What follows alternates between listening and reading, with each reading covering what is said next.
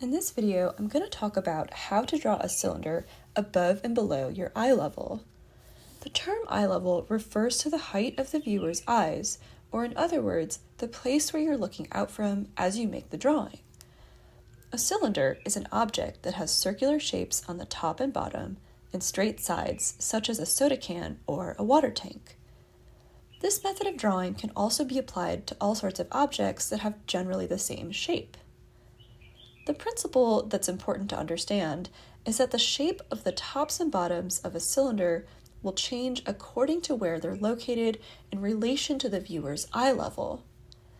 When you're looking straight down on the top or bottom of a cylinder, you'll see a complete circle. But when the shape is angled away from you in space, the circle will become compressed. A compressed circle is also called an ellipse, which is how you'll hear me refer to those shapes. Before we start drawing, let's take a look at an example of how this works in real life.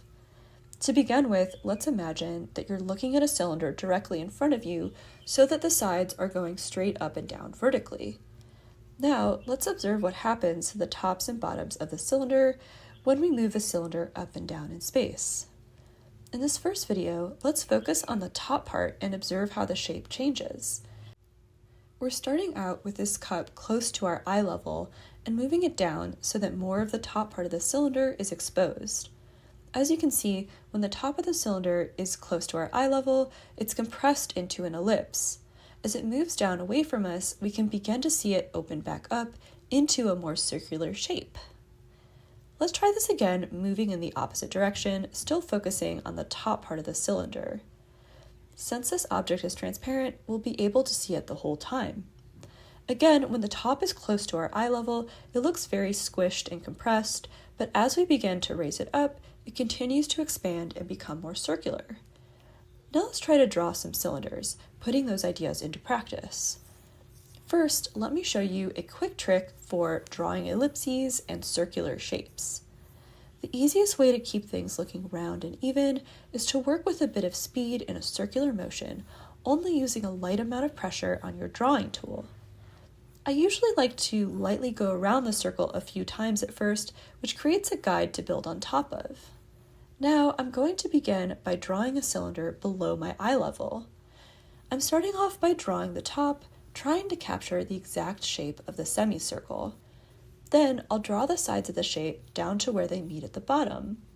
For the bottom part of this shape, I'm still going to draw in a full ellipse, even though my object is not transparent.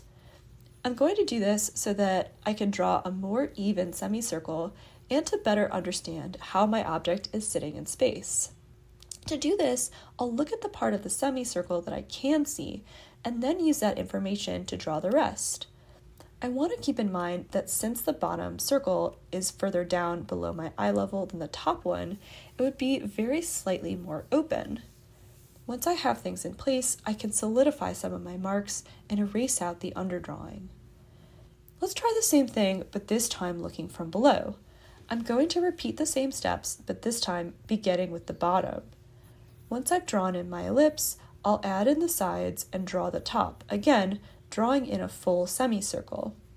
Then I'll make any changes and adjustments that I need to and erase out the underdrawing at the end.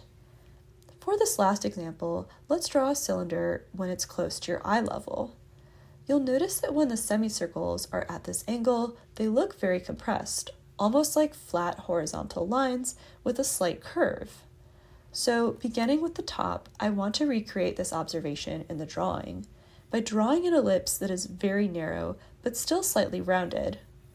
Then I'll complete the drawing in the same way by adding in my sides and drawing the lower part. If I was drawing a cylinder where the top of the cup was exactly at my eye level, the top would appear pretty much as a straight line.